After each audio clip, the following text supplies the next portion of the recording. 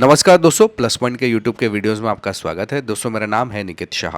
दोस्तों आज के इस वीडियो में हम लोग बातचीत करने वाले हैं थर्मल ओवरलोड रिले के बारे में, यानी कि OLR के बारे में।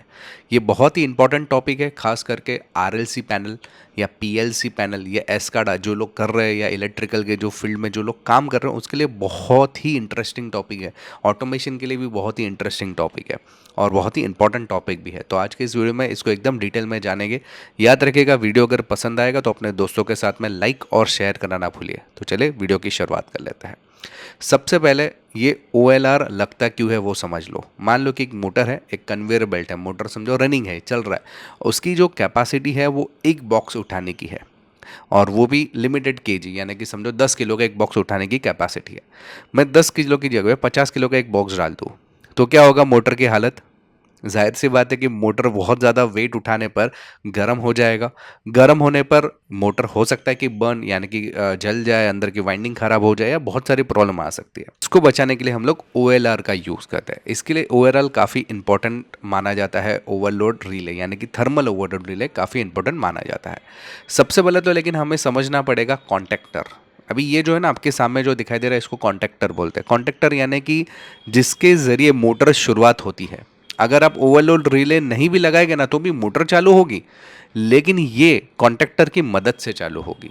कॉन्टेक्टर के अंदर आप देख सकते हैं ये A1 A2 आपको पोर्ट नज़र आ रहा है, जो कि कॉन्टेक्टर को स्टार्ट करने के लिए यहाँ पे जो सप्लाई दिया जाता है, समझो यहाँ पे लिया है 240 वोल्ट लिखा हुआ है, तो 240 वोल्ट देने पर ये कॉन्टेक्टर जो है शुरू हो जाएगा। यहाँ पे आप देख सकते हैं L1 L2 L3 L4, तो यहाँ पे आपको लाइन इन दिया गया, यहाँ से आप सप्लाई अंदर दे सकते हो और जैसे ही मोटर चालू होगा तो ये टर्मिनल 1 2 3 4 जो दे रहा है यहाँ से आपको आउटपुट मिलेगा बाहर। यानी कि ये इनपुट टर्मिनल है, ये आउटपुट टर्मिनल। 3 फेज का जो सप्लाई आएगा इधर आएगा, आउटपुट समझो इधर से निकलेगा, लेकिन चालू करने के लिए A1 A2 टर्मिनल है। ठीक है, तो आपका उसके अंदर का जो मैकेनिज्म है आपको यहाँ पे नज़र आ रहा है। अगर मैं बात करूँ उसके सर्किट डायग्राम की तो कुछ इस तरीके से होता है। आप देख सकते हैं ये 3 फेज का सप्लाई आ रहा है, ये देखिए यहाँ पे L1 L2 L3 आप देख पा रहे हैं, यहाँ पे L1 L2 L3 पे यहाँ पे सप्लाई आ रहा है और आउटपुट की लाइन T1 T2 T3 यहाँ से आपको आउटपुट मिल रहा है। हम लोग इसको जैसे मैंने बताया कि A1 A2 से कंट्रोल कर सकते हैं, चालू या बंद कर सकते हैं, करेक्ट। तो वो टाइमर की मदद से, मतलब मैं चाहता हूँ कि सुबह के टाइम पे चालू होना चाहिए, शाम का टाइम पे चालू होना चाहिए, 10 मिनट के बाद बंद हो जाए, तो वैसे टाइमर्स हम लोग लगा के इसको कंट्रोल कर सकते हैं। ये आउटपुट की लाइन हमारे मोटर की तरफ जाती है कुछ इस तरीके से। अभी देखो ये उसका प्रॉपर डायग्राम है। अगर समझो टाइमर नहीं लगाना है, आपको ऑन ऑफ स्विच दबाना है या कुछ रेड लाइट या ग्रीन लाइट दबाना है, तो इस तरीके से भी आप कर सकते हैं। यहाँ पे 4 टर्मिनल रहेंगे तो न्यूट्रल का एक लाइन भी हो सकता है। तो यहाँ पे आप देख सकते हैं इनपुट आ रहा है, ये आउटपुट है। ये NONC के जरिए, ऑक्सिलरी रिले बोलते हैं इसको, इसके जरिए हम लोग ने कंट्रोल किया है लाइट्स को, LED लाइट्स को, या ऑन ऑफ बटन के जरिए भी आप इसको ऑन ऑफ करवा सकते हो। तो ये उसका बेसिक फंक्शन हो गया कॉन्टेक्टर। ठीक है, कॉन्टेक्टर की बात करें तो ये देखिए जैसे ही मैंने कॉन्टेक्टर A1 A2 टर्मिनल को सप्लाई देता हूँ ना, ये देखिए यहाँ पे अंदर एक कॉइल रहता है, वो उसके अंदर मैग्नेटिक फॉर्म जमा होता है और ये हमारी जो मोटर के टर्मिनल चालू हो जाते हैं, यानी कि आउटपुट जो है मोटर की तरफ जाना चालू हो जाता है, मोटर चालू हो जाएगा। ये उसका बेसिक कॉन्सेप्ट ऑफ वर्किंग है। ठीक है, लेकिन आज तो हम लोग को पढ़ना है OLR के बारे में। OLR के बारे में पढ़ने के लिए कॉन्टेक्टर जरूरी था, इसके लिए मैंने पहले कॉन्टेक्टर के बारे में बताया। अभी हम लोग बात करते हैं OLR के बारे में। समझने से पहले जानकारी के लिए बता दूं, हम लोग ने ऑनलाइन में बहुत सारे कोर्सेज चालू कर दिए। इवन थोड़े ही दिनों में हम लोग RLC पैनल यानी कि relay logic control, PLC programmable logic control, Escada जैसे बहुत सारे कोर्सेज भी चालू करने वाले हैं।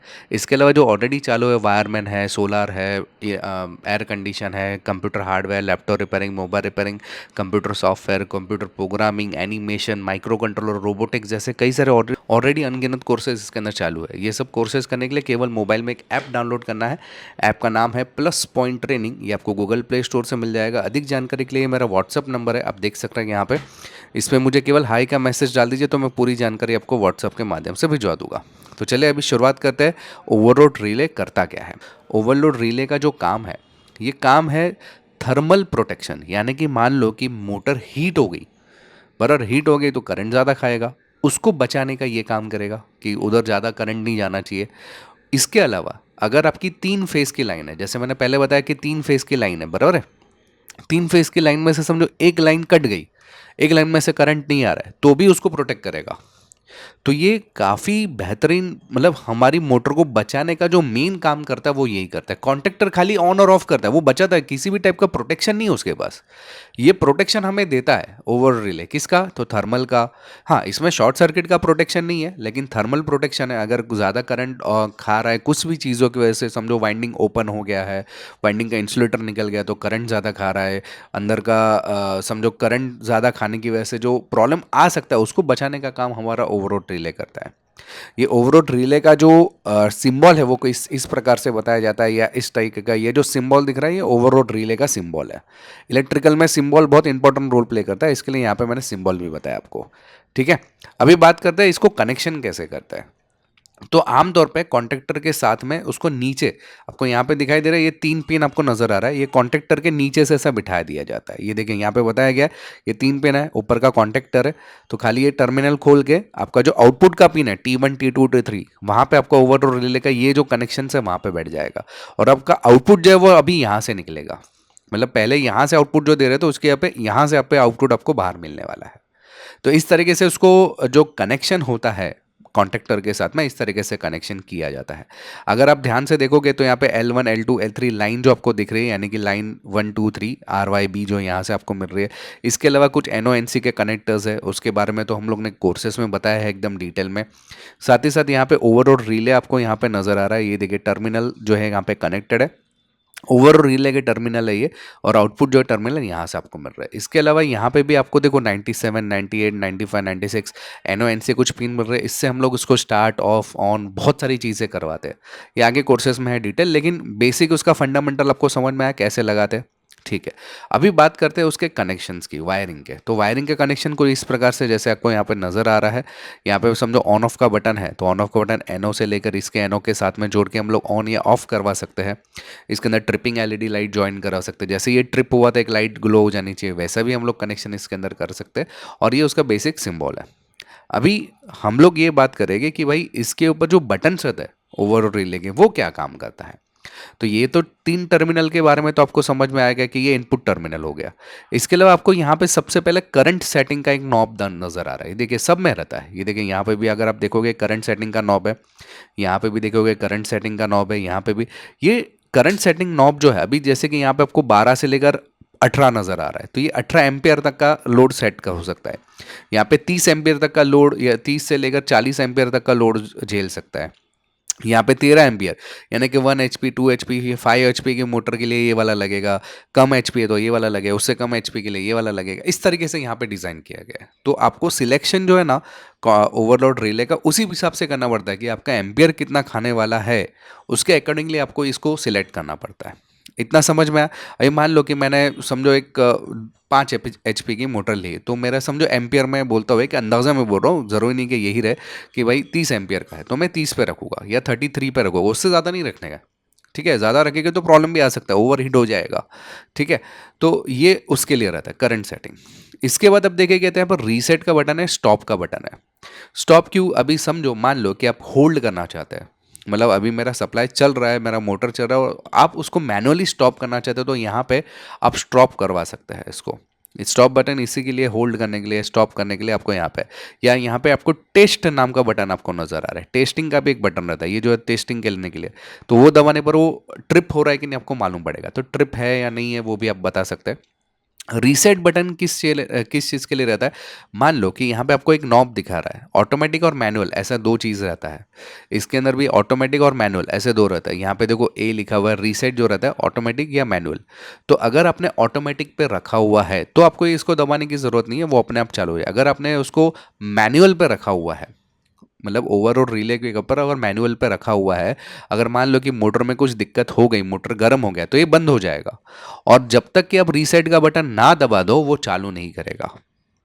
जबकि ऑटोमेटिक में विदाउट रीसेट जैसे ही ठंडा हो जाएगा, कुछ हम लिमिट रहता है तो उसके अनुसार वो स्टार्ट भी हो जाएगा।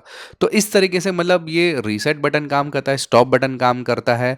यहाँ पे करंट सेटिंग्स जो है वो ऑन ऑफ का बटन जो रहता है वो ये काम करता है। ट्रिपर का, यानी कि आप चेक करना चाहते हैं कि मेरा प्रॉपर काम कर रहा है कि नहीं ट्रिपिंग के हिसाब से, वो अब है। ऑटोमेटिक और मैनुअल का बटन रहता है। इतने सारे बटन्स रहते हैं हमारे ओवरलोड रिले के अंदर। इसके अलावा यहाँ पे NONC के कुछ कनेक्टर्स दिए हुए हैं। का मतलब है नॉर्मली ओपन, और NC का मतलब है नॉर्मली क्लोज, यानी कि अभी समझो यहाँ पे सप्लाई जा रहा है तो इसमें से सप्लाई मिलेगा, अगर सप्लाई नहीं जा रहा है तो यहाँ से सप्लाई मिलेगा। इस तरीके से एनओ और एनसी काम करता है। खैर इसके बारे में तो आगे मैंने ऑलरेडी रिले के लेक्चर्स में मैंने आपको बताया, अगर वो वीडियो नहीं देखा है तो यहाँ पे आई का आइकॉन है, वहाँ से वो वीडियोस भी देख सकते हैं। तो अभी आपको समझ में आया कि ये एग्जैक्टली करता क्या है। कॉन्ट्रैक्टर के साथ में मिलकर हमारी मोटर को प्रोटेक्शन करने का जो काम करता है, वो भी कितना हमारे हिसाब से, हमारे एम्पियर के सेट किए हुए ऑटोमेटिक मैनुअल के हिसाब से हम लोग हमारे हिसाब से उसको सेट करवा सकते हैं। तो यही काम आता है हमारा थर्मल ओवरलोड रिले का। दोस्तों अगर आपको वीडियो पसंद आया ना तो अपने दोस्तों के साथ में शेयर करना बिल्कुल मत भूलिए। साथ ही साथ अगर हमारे कोई भी कोर्स करना है, आरएलसी पीएलसी का ये कोर्स अभी थोड़े दिन में चालू हो जाएगा। कोई भी कोर्स, जैसे मैंने बताया 40 से 50 कोर्सेज है। ये सब कोर्सेज करने के लिए केवल मोबाइल में एक ऐप डाउनलोड करना है। ऐप का नाम है प्लस पॉइंट ट्रेनिंग, ये गूगल प्ले स्टोर पर मिल जाएगा। अधिक जानकारी के लिए मेरा व्हाट्सअप नंबर, इसमें मुझे केवल हाई का मैसेज डाल दीजिए तो मैं सारी जानकारी आपको व्हाट्सअप के माध्यम से भिजवा दूंगा। आई होप कि दोस्तों ये वीडियो आपको पसंद आया रहेगा। याद रखिएगा वीडियो अगर पसंद आया तो अपने दोस्तों के साथ में शेयर करना बिल्कुल मत भूलिए। साथ ही साथ अगर आप नए हैं चैनल के ऊपर तो सब्सक्राइब का बटन दबा के बेल का आइकॉन दबा दीजिए ताकि हमारे जो भी नए वीडियोस आएगा उसका नोटिफिकेशन आपको जल्द से जल्द मिल जाए। चलिए इस वीडियो में इतना ही। Thanks for listening.